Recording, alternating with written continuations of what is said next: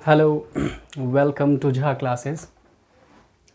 सो शुरुआत करने जा रहे हैं आज, चूँकि अभी फर्स्ट टर्म का एग्ज़ाम हो चुका है और सेकेंड टर्म में हम लोग मूव कर चुके हैं। तो जो चैप्टर अभी बहुत सारे स्कूल में पढ़ाया जा रहा होगा वो है surface area and volume. Class 10th की हम यहाँ पे बात करने वाले हैं।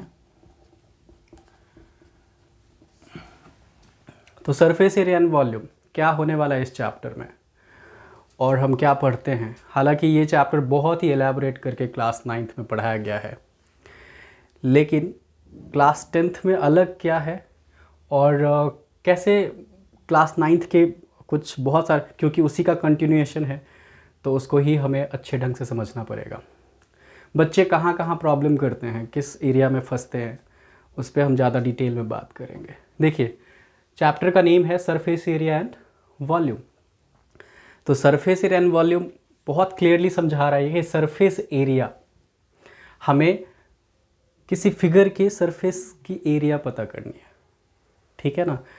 तो ऑब्वियसली किसी फिगर, कौन किस तरह का फिगर, और चूंकि इसमें वॉल्यूम की भी बात कर रही है तो ऑब्वियसली ये 3 डायमेंशनल फिगर की बात कर रही है। 3 डायमेंशन का क्या मतलब है? 3 डायमेंशंस का मतलब एक ऐसा फिगर जो लेंथ, ब्रेथ और हाइट इंक्लूड करता हो। Length, breadth and height include करता हो।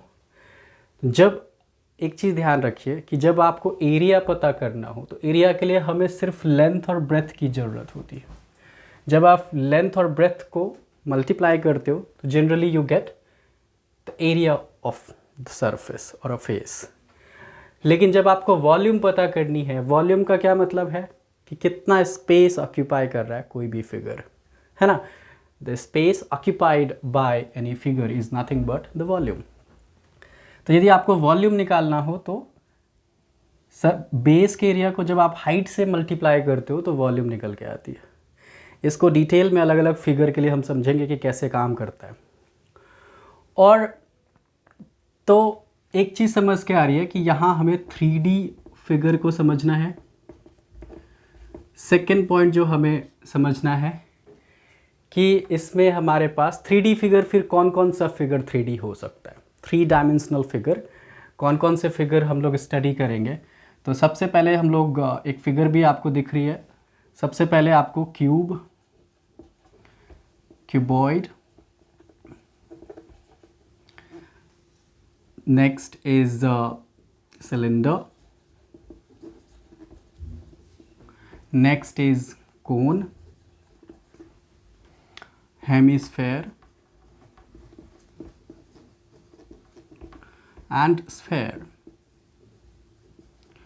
तो जनरली हमें ये 6 3 डायमेंशनल फिगर को स्टडी करनी है। हालांकि क्लास 10th में एक नया फिगर भी एडेड है जिसका नाम फ्रस्टम है, लेकिन लेटेस्ट जो अभी 2022 की जो सिलेबस है उसके अकॉर्डिंग शायद फ्रस्टम वाले एक्सरसाइज को डिलीट किया गया, मतलब कि ओमिटेड है।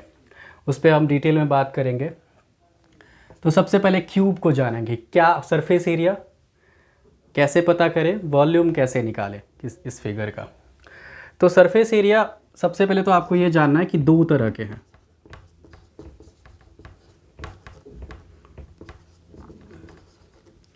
कौन से 2 तरह के? The first one is CSA, short name बता रहा हूँ, इसको हम लोग LSA भी कहते हैं। CSA और LSA। CSA का क्या मतलब है? Curved surface area.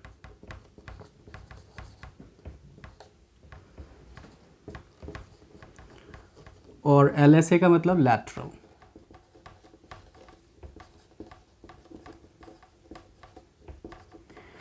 तो हालांकि CSA और LSA, बहुत बच्चे कंफ्यूज होते हैं कि सर CSA और LSA क्या डिफरेंट है? बिल्कुल भी डिफरेंट नहीं है, दोनों ही सेम है। और किसी भी क्वेश्चन में यदि LSA बोले या फिर CSA बोले तो आपको सेम ही फॉर्मूला अप्लाई करनी है। तो सरफेस एरिया फर्स्ट तो आपका CSA LSA हो गया, एंड सेकेंड पॉइंट जो हम लोग डिस्कस करेंगे वो है second surface area is nothing but TSA, total surface area.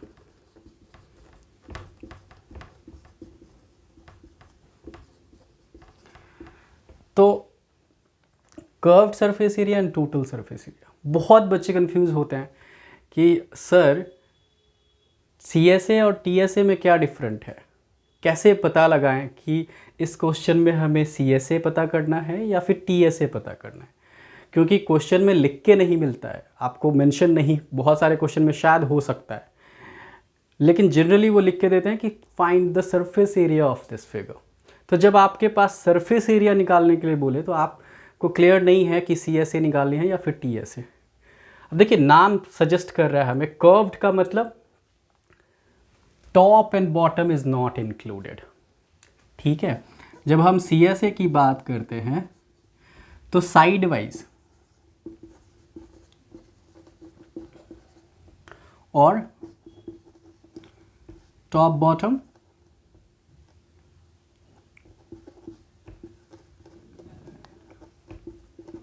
is not included.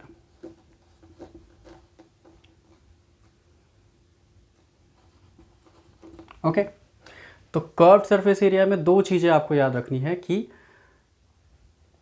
Top bottom include नहीं होनी चाहिए, सबसे पहली बात। और ये साइड के वॉल्स की बात करें, यदि हम क्यूब में बात करें तो सिर्फ ये साइड की जो वॉल्स दिख रही है आपको, साइड की जो सरफेस दिख रही है, बस उसी का एरिया चाहिए आपको, टॉप और बॉटम नहीं होना चाहिए।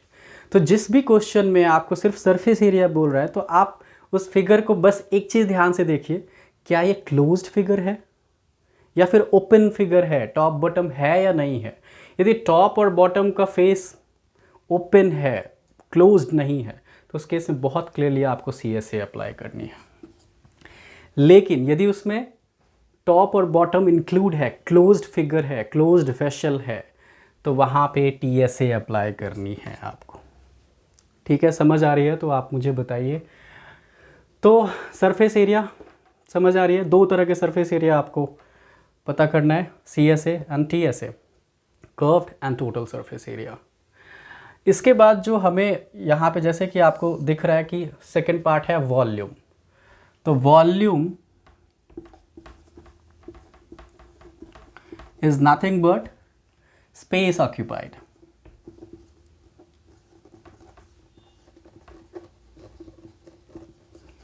Space occupied by any figure is nothing but the volume. कितना स्पेस ऑक्यूपाई हो रही है।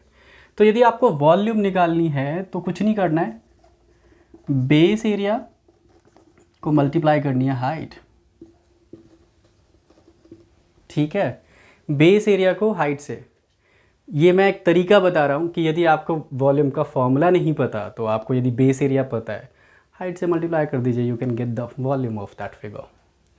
ठीक है, तो अब हम बात करेंगे कि अलग अलग फिगर का क्या होने वाला है वॉल्यूम डिफरेंट फिगर्स के लिए। तो सबसे पहले यदि हम क्यूब की बात करें तो क्यूब में आप ध्यान से देखिए कि क्यूब में एक्चुअली जो है इनके जितने भी एजेस हैं वो सारे सेम हैं, राइट।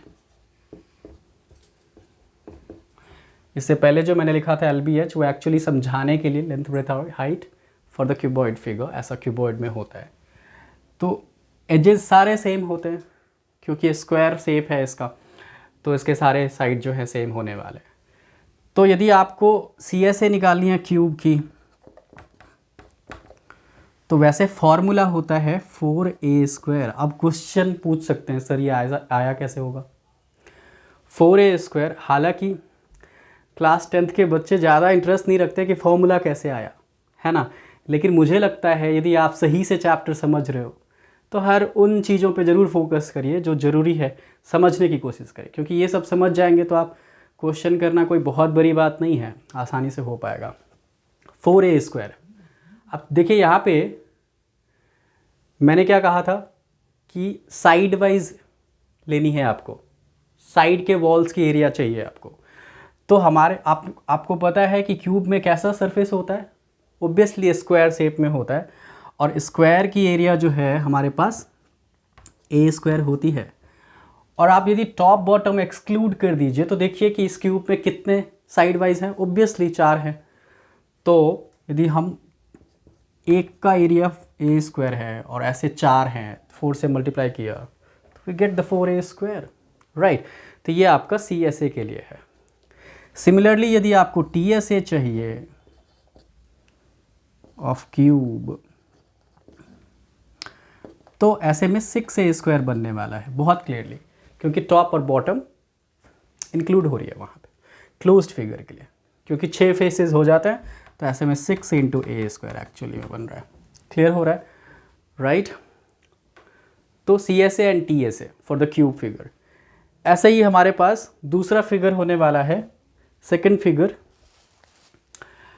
फिगर होने वाला है जो कि क्यूबॉइड होने वाला है।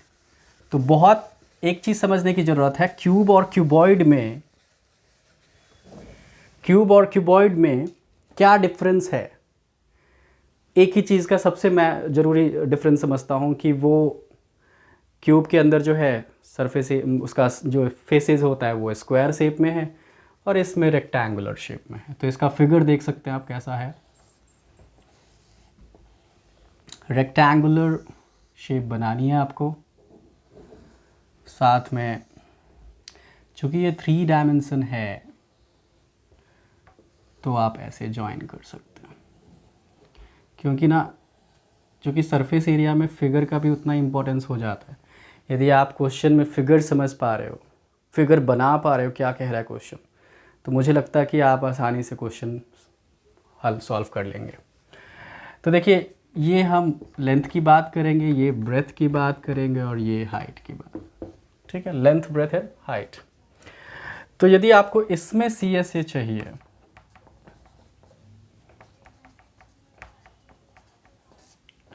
CSA ऑफ क्यूबॉइड, फिर से आप देखिए इसका कैसा शेप है, रेक्टेंगुलर शेप है। तो रेक्टेंगल का area length into breadth, right? तो L इंटू B होने वाला है, ठीक है? लेकिन चूंकि ऐसे ही फिर 4 होने वाले हैं, तो CSA जो बन के निकल के आता है, ऐसे साइड वाइज देखेंगे आप, तो ये बन जाता है 2 bracket L + B into H। कैसे बना, कैसे हुआ ये, तो आप देख सकते हो साइड वाइज, ये B है, ये H है, तो BH प्लस इस वाले का L इंटू H प्लस इस साइड का B इंटू H प्लस इस साइड का L इंटू H। तो सारे पार्ट को यदि हम ऐड करते हैं तो देखिए आप कि हमारे पास H तो सारे में है, तो H आप कॉमन कर सकते हो। ब्रैकेट के अंदर हमारे पास 2 L बन रहा है और 1 2 B बन रहा है। तो इसीलिए फिगर जो निकल के आती है 2 × L + B इंटू H। कैसे किया हमने, ये देखिए, ये इन सब में से हमने H को जो है कॉमन कर ली है, 2 L निकल के आ रहा है, फिर उसके बाद 2 B निकल के, तो इसीलिए हमने इसको साथ में ऐड करके लिख दिया। तो इस तरह से हमारे पास CSA का फॉर्मूला बन रहा है। सिमिलरली जो नेक्स्ट फिगर हमारे पास, नेक्स्ट पार्ट जो इसका है TSA, so that is going to be 2 bracket LB plus BH plus LH, ठीक है? और ये फॉर्मूला कैसे आया, सेम मेथड, सेम तरीका, आप इसके सारे 6 फेसेस का जो है एरिया निकाल करके ऐड कर लीजिए, सब 2 बार आ जाएंगे, तो 2 कॉमन कर सकते हैं। तो सरफेस एरिया एंड वॉल्यूम में क्या दिख रहा है कि यदि आपको फिगर समझ आ रही है, यदि आपको उसके पार्ट्स बहुत क्लियरली पता है कि क्या कैसे है, तो वो फॉर्मूला भी समझ आ रहा है, कैसे हम कर्व्ड सरफेस एरिया निकालेंगे, कैसे और इसका टोटल सरफेस। थर्ड इसका वॉल्यूम देख लीजिए आप, तो L into B into H, क्योंकि मैंने क्या कहा था, बेस एरिया इंटू हाइट, तो L into B base area and this height into H, so that will get you the volume for the cuboid, right? Okay, तो ये था cuboid. इसके बाद का जो नेक्स्ट फिगर होने वाला है, and that is cylinder, that is nothing but cylinder. तो सिलेंडर में समझिए, देखिए सिलेंडर आपने देखा होगा घर में होता ही है। कैसा शेप लगता है सिलेंडर? एक्चुअली शेप इस तरह से है, थोड़ा टिल्टेड है।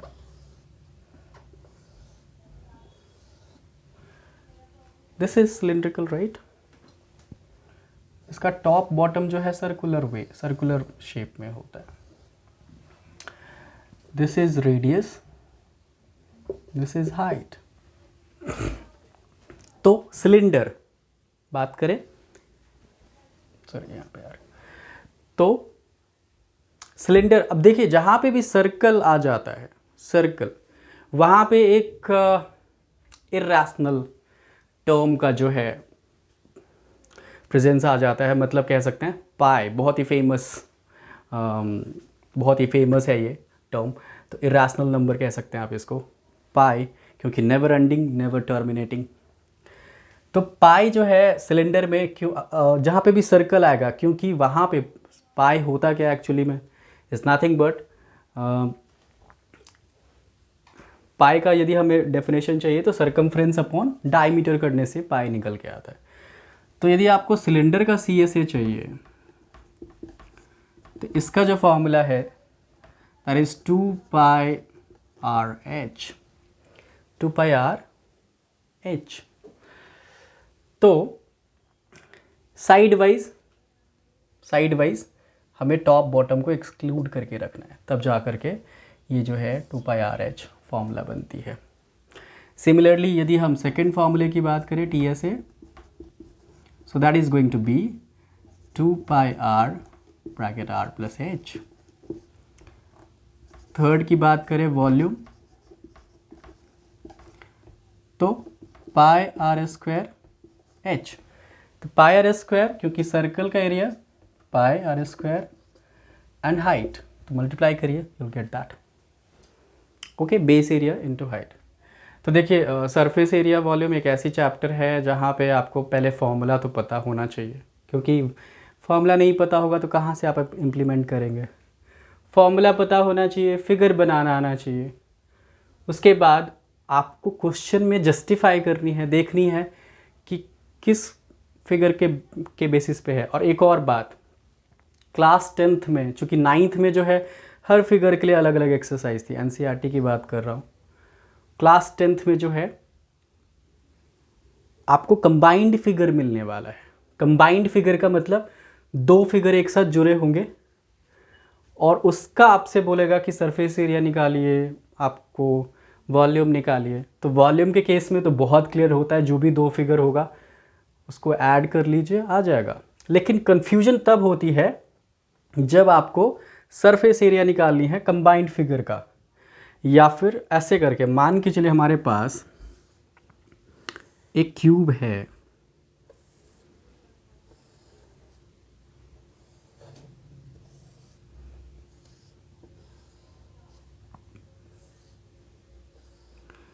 एक क्यूब है हमारे पास, जिसमें इसने क्या कहा कि आप ना इसमें से हेमिस्फेरिकल पार्ट कट करके निकाल रहे हो।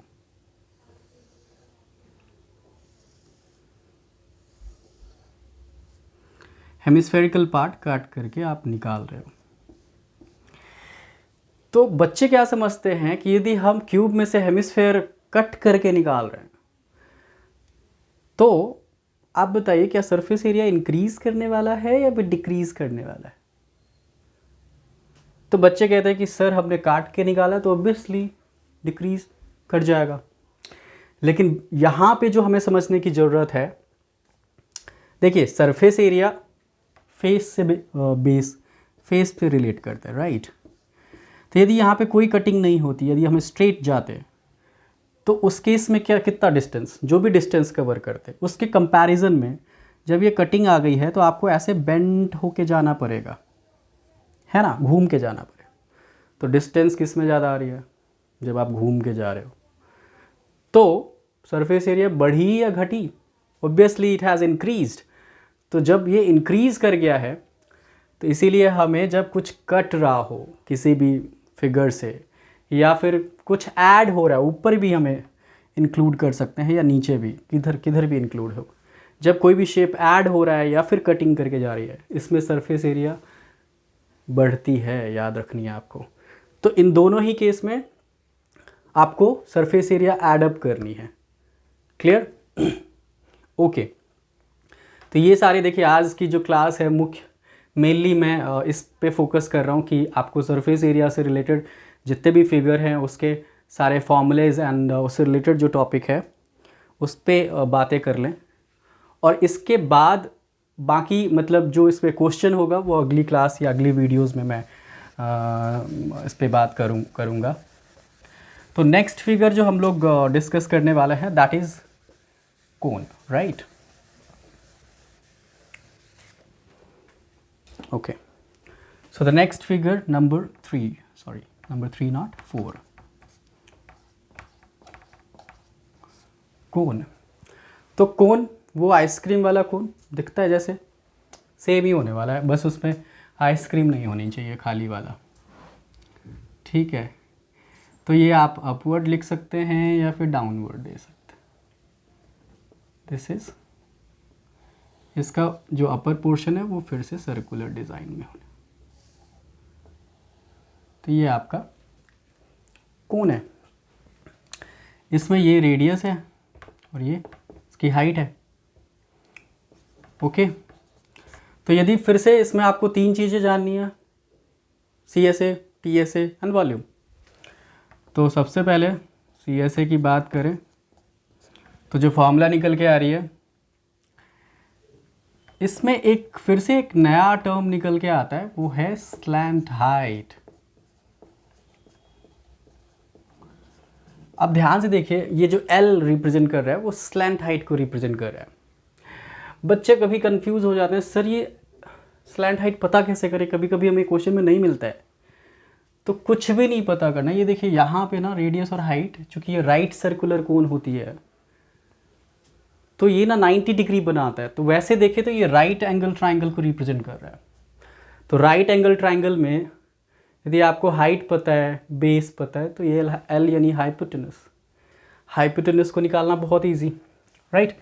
तो L फिर से वही formula by Pythagoras property, L square is going to be R square plus H square, और L is equals to R square plus H square, इसको अंडर रूट कर लीजिए। तो you can find out, this is the way to find L, right? तो मैंने क्या कहा, पाई are L apply करनी है आपको। पाई की वैल्यू जो है, अच्छा वैल्यू यदि मेंशन नहीं है क्वेश्चन में तो इसका जो स्टैंडर्ड फिक्स वैल्यू है जो हम लोग यूटिलाइज करते हैं कैलकुलेशन को ईजी करने के लिए, हालांकि फिक्स कोई नहीं है क्योंकि ये नॉन टर्मिनेटिंग नॉन एंडिंग, ठीक है? तो पाई इज 22/7, राइट? लेकिन यदि क्वेश्चन बोल दे कि आपको ना 3.14 अप्लाई करनी है, if the question ask use this value, तो उस केस में आपको 3.14 ही लेनी है, अदरवाइज 22/7। ठीक है, L मेंशन नहीं है तो this formula you should apply to find out, otherwise radius. So this is what the CSA for cone. Second one is TSA, right? Total surface area. So this we find pi r into r plus L. pi r into, क्योंकि इसमें total में फिर से ऊपर का जो है area pi r square आ जाता है, तो दैट्स वाई जो है यहाँ पे TSA के लिए पाई आर जो है इंक्लूड हो रहा है। और जो थर्ड फिगर है that is volume, that is 1/3 pi r square H। तो this is what the formula we have for the cone to find out. Surface area के केस में ही आपको ध्यान रखना है कि ये फिगर क्लोज्ड है या फिर ओपन है, और इन केस ऑफ वॉल्यूम बिल्कुल ध्यान नहीं रखनी है, क्योंकि वॉल्यूम में जो है आपको दो फिगर इंक्लूड है या फिर एक सिंगल है। वॉल्यूम जो उसका फॉर्मूला है you have to put that formula only. तो उसके केस बेसिस पे आप जो है कोन की सारे फिगर, कौन से रिलेटेड सारे क्वेश्चन को सॉल्व कर सकते हैं। आगे चलते हैं, moving to the next, and that is the next figure we have is hemisphere.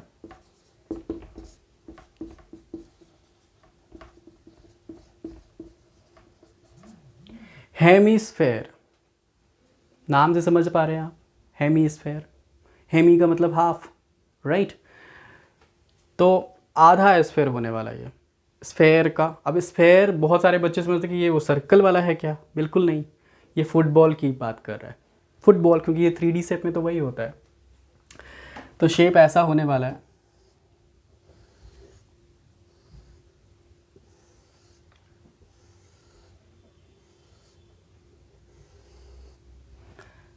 ठीक है, हेमिस्फेयर, जहाँ पे this is what the radius we have, this is. अच्छा, एक और बात यहाँ पे क्लियरली कह दूँ, बहुत सारे क्वेश्चन में आपको मिलेगा कि रेडियस तो दे रखा है बट हाइट नहीं दे रखा है। बच्चे कंफ्यूज होते हैं, सर इसका हाइट कैसे निकालें। अरे कुछ भी कंफ्यूजन की ज़रूरत नहीं है, क्योंकि देखिए आपको पता है सेंटर से बाउंड्री का distance is the radius, distance between the centre and the boundary. तो ये जो हाइट दिख रहा है आपको, वो भी तो वही है, सेंटर से बाउंड्री।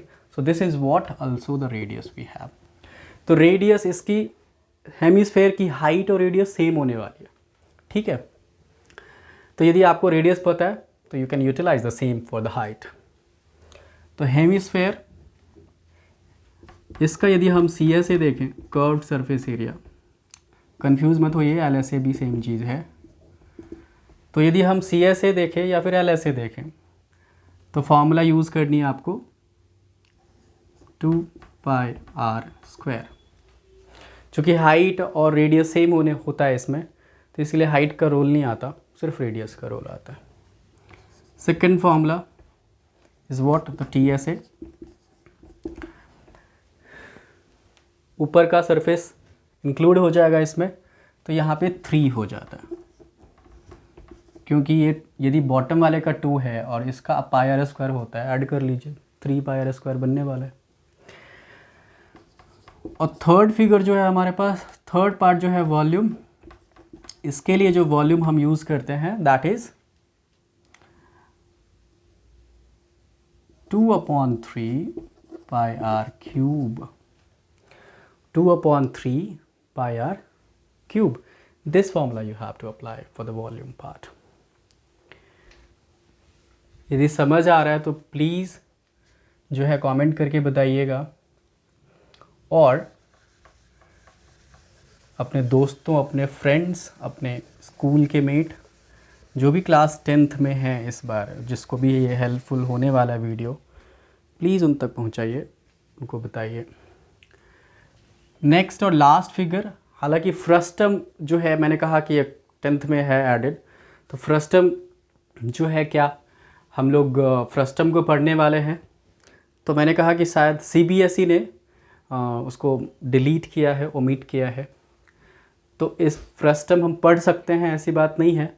लेकिन कि अभी यदि हम क्लास 10th इस साल की बात करें तो इस बार शायद हमें इग्नोर करना चाहिए, क्योंकि यदि हम सही में चाहते हैं, फ्रस्टम हम ज़रूर पढ़ेंगे हमारे नेक्स्ट वीडियोस, बट चूँकि अभी 22 को ही हम फोकस कर रहे हैं, तो अगले वीडियोस में देखते हैं फ्रस्टम को भी। Let's talk the next one is the sphere. Hemisphere का पूरा कर देंगे, पूरा पार्ट स्फेयर।